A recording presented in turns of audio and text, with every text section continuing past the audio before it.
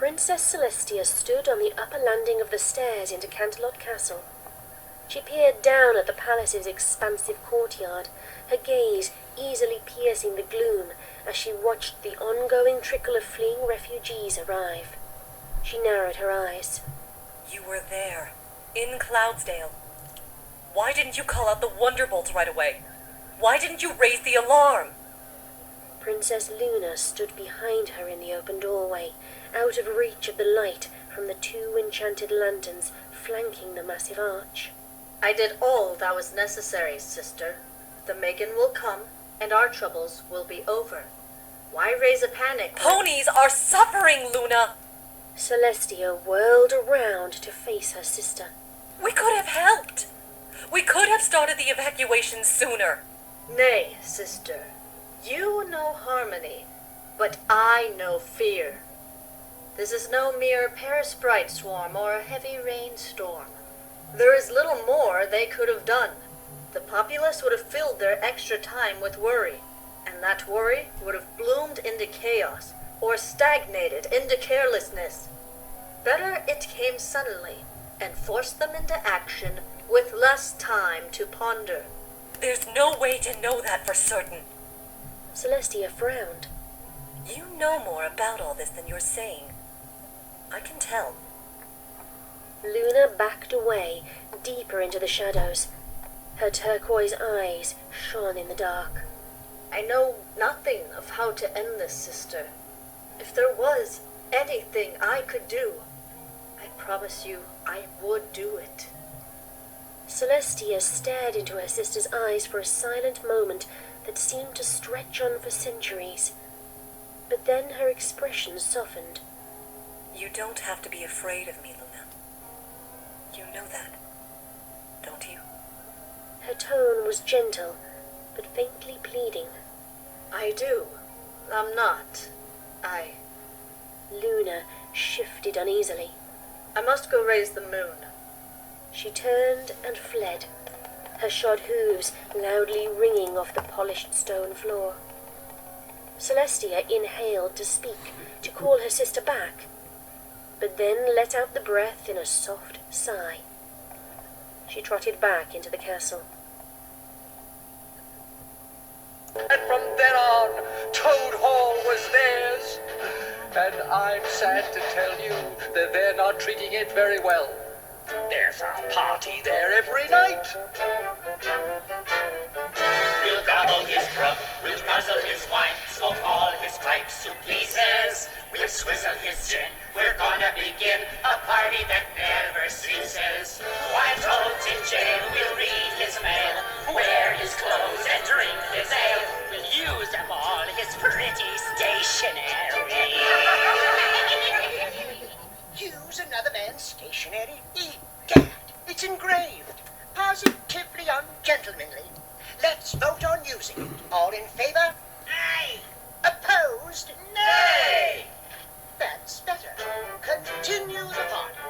We'll tarnish his brass, we'll walk on his grass, leave all his light bulbs burning. We'll pile up his sink, paint all the walls pink, 'cause Toad is not returning. For 20 years the rumors say Toad will in the dungeon stay. Let's drink his port and use his snooker table. Drink another man's port? Play snooker on another man's table? Never. Let's vote. In favor? Aye! Against? Nay! Thank heaven. Continue. We'll look in his drawers, we'll shorten his oars, leave rings on every table.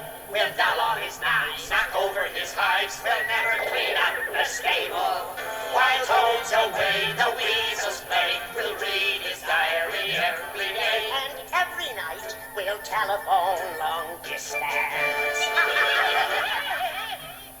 Long distance on another man's telephone? Never. Hold.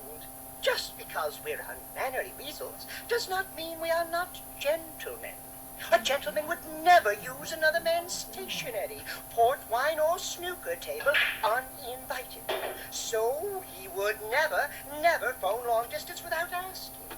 Right? Right! There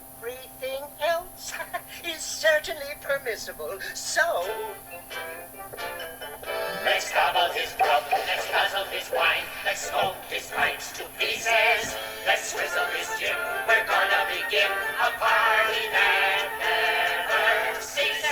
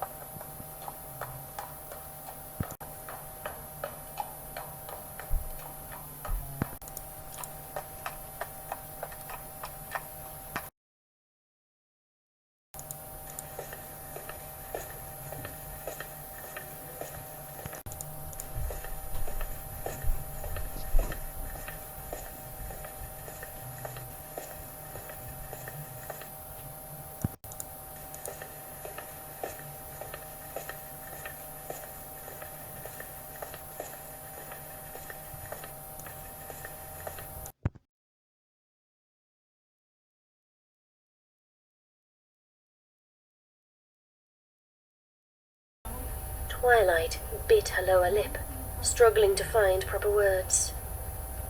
It all happened too fast.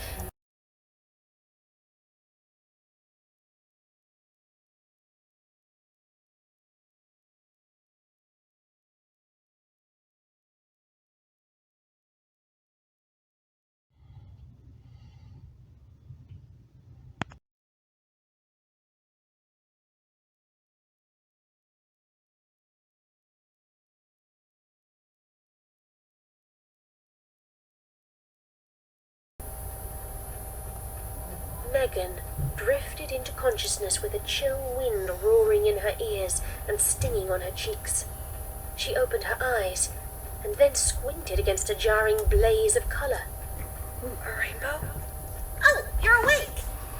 Try not to squirm, okay? You're pretty heavy. The high but husky voice had come from above her.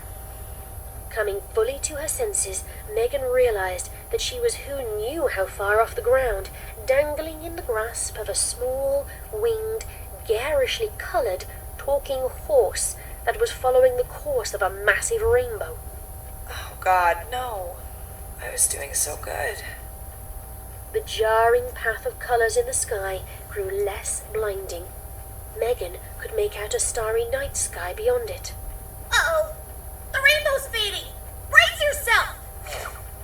Megan's captor tripled her speed, streaking everything around them into a blur. The wind felt like icy razors, and its howling was deafening. Megan thought she screamed, but she couldn't hear herself over the noise. A half-solid impact and a splash of wetness marked their passage through a dense cloud bank. Seconds later, Megan felt her innards lurch as the Pegasus forced a safe landing in only a few dozen yards. The pony released her, and Megan tumbled onto a polished marble floor. Her fingers slid on the cold stone as she tried to catch her breath while struggling her way onto all fours. Where are you really? City Hall? Library? Think. Ugh. Just wait here a second, okay? I gotta go tell the princesses we're here. The Pegasus raced off through an archway. Dozens of hoofbeats echoing on the stone filled the air with noise. High-pitched male and female voices clamored and barked orders. Words like every pony and princesses stood out like grenade blasts in the background din. It's not real. Megan whispered to herself. You aren't in the country this time. This isn't safe. Wake up! She pounded on the stone with a fist. The pain and the stone felt wretchedly real. Damn it. Megan squeezed her eyes shut and concentrated on her last sane memories. The sidewalk, the alley, the rain, rough asphalt, and hazing a mad dog. She got to her feet and opened her eyes. Damn it! Damn it! The balcony balcony was a wide open space more than half the size of her entire apartment. The polished stone was sparkling white even by moonlight, and gilded lanterns holding magical glows provided warm golden light. The shadows of many more spires and towers were visible in the distance. The place was easily a dozen times the size of the dream castle she remembered, and the air smelled of garbage and car exhaust. What? Ponyland is supposed to smell of sweet grass and flowers and fresh baking so the monsters can sneak up on you. Maybe I'm not all the way gone. Oh, please, yes. Maybe I'm getting better after all. Maybe I'm right about to snap out. Megan, you've come at last. Rainbow Dash hath brought forth our salvation. Megan tensed. The booming voice carried an inhuman, sepulchral echo, but somehow it sounded familiar. She turned to face the speaker, a tall, lean, winged unicorn with a deep blue hide and a flowing mane and tail cut from the night sky. Megan's eyes widened. She backed away from the creature. Don't! She held up her hands defensively. Don't come any closer. I remember you from my dream. You were chasing me. Nay, mighty one, The thing replied with an apologetic bow. we were seeking you out. We are the royal princess Luna. It is our profound relief to see you here in the flesh. Equestria's future hangs in the balance, and only a... Stop it! Megan stood her ground and faced down the twisted hallucination. Just stop! Why is this always what happens? This doesn't even make sense. I'm not a hero. I'm not your salvation. I can't even hold down a steady job. I don't want this, okay? She turned away from the pony and shouted to the night sky. I don't want this! Can anyone hear me? Get me help! Lock me up! Megan's legs trembled. She fell to her knees and closed her eyes once more. I don't want this! Your voyage has been long, and many centuries have passed since you last walked these lands, O Megan, said Luna in a halting tone. Your upset is understandable. Please know that we only sought you out because of urgent and desperate need. Megan opened her eyes. A shiver ran up her spine. Centuries? At least 1,500 years, yes. Perhaps longer. We cannot be sure. Parts of our history are unclear due to the depredations of Discord, the spirit of chaos. Megan shuddered. So they're all long dead now. Every single one of them? Not even one familiar face? Punishing myself for staying sane for too long, huh? God, that's sick. I'm sick. As we said, the need is dire. A terrible tide of living slime is covering the land, leaving despair and devastation in its wake. Slime. Megan staggered to her feet. That smell. That rotten, stinking, burning tire smell. Oh no. Not that. Not again. Not after. Pulled once again by grim nightmare momentum, she stepped over to the edge of the balcony and looked down. Without the rainbow and the stinging wind and the blur of impossible speed, her view of the land below was now crystal clear. The pastoral splendor of the tableau had been vandalized, like dark purple paint splashed over a masterpiece. An updraft wind carried up a stronger waft of the stuff's repulsively familiar stench. Megan's fingers squeezed the balcony's stone railing. No. No! Not smooth. Not now. That's not fair. Luna stepped closer to her. You know this scourge, O Megan? Megan turned and then snatched Luna's spiraled horn in her right hand. She wrenched the pony into a head-on stare. You know I do. We did this one. We did the smooth. Why? Why am I doing this again? Luna struggled in Megan's grasp. Her platinum-shod hooves skated on the polished floor. Please, try to remain calm. If you have vanquished this threat before, can we not? Nothing. Megan pressed her forehead to Luna's, just below the base of her horn, stared into her enormous cyan eyes, and snarled. Nothing can stop the smooze. Not anymore. She pushed Luna away and stalked past her into the castle, pulling her coat around herself against a chill that had nothing to do with the cool night air.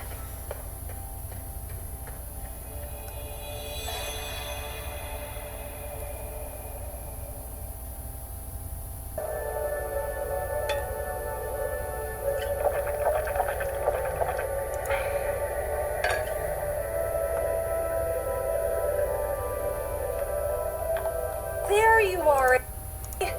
Why did you sneak out of the sick bay without telling anyone? I was really worried. How you doing? How am I doing? Okay, let's see. I found out my father's been lying to me for months. A secret squad of guards hunted us down in the dead of night. Oh, I destroyed my childhood home. And most recently, I committed treason while helping an extremely unstable alchemist steal the most powerful object in the Seven Kingdoms. But enough about me. Let's talk about you. How are you doing?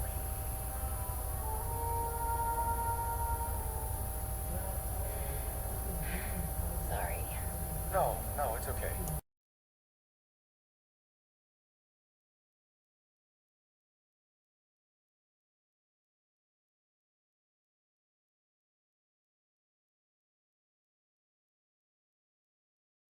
This isn't what I wanted.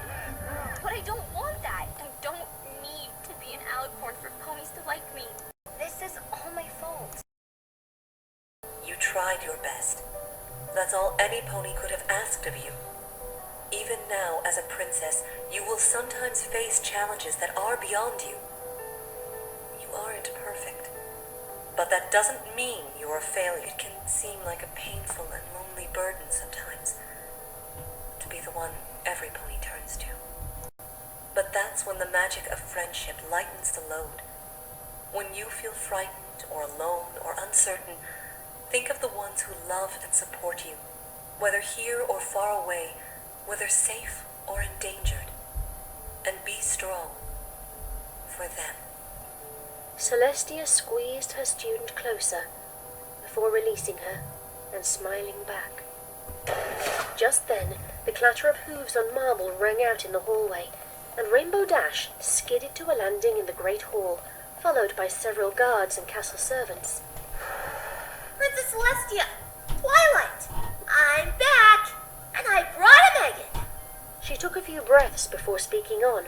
I already told Princess Luna, but then I saw what's happening out there. What's going on?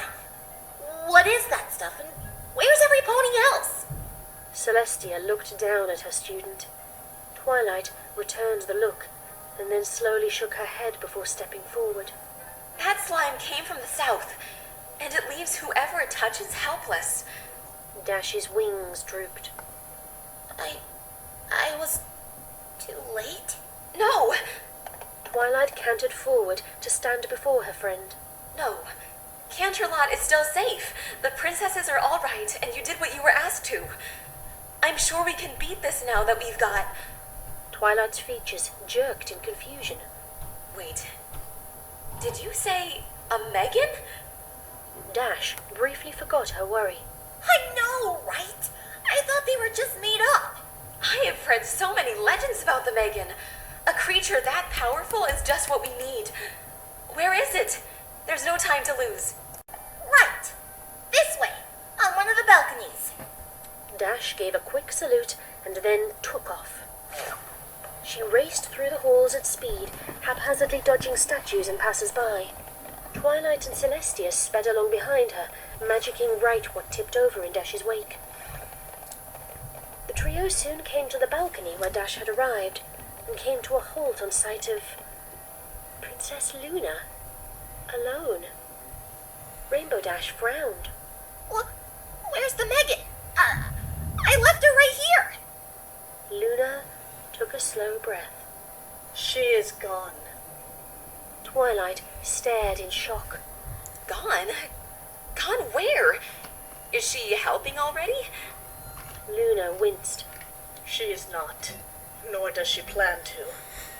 She says She says there is nothing we can do. Celestia met her gaze. Sister. Luna turned away.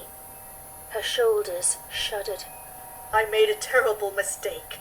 I pinned our hopes on a silly dream, and now all of Equestria will pay the price for my folly. All is lost! She heaved a heavy sigh. All is lost. Dash shook her head in horrified denial. No. No! I only left because you... And now... all our friends... The Pegasus gritted her teeth, squeezing her features tight to hold in her shame. Cloud still is... gone? No. No! It can't be! My family, they can't be... They just can't, okay? Ugh! She turned and galloped back into the castle with a frustrated growl. Twilight backed away, her resolute expression melting by the moment. She went after Dash, but soon found herself left behind when Dash started flying through the halls again.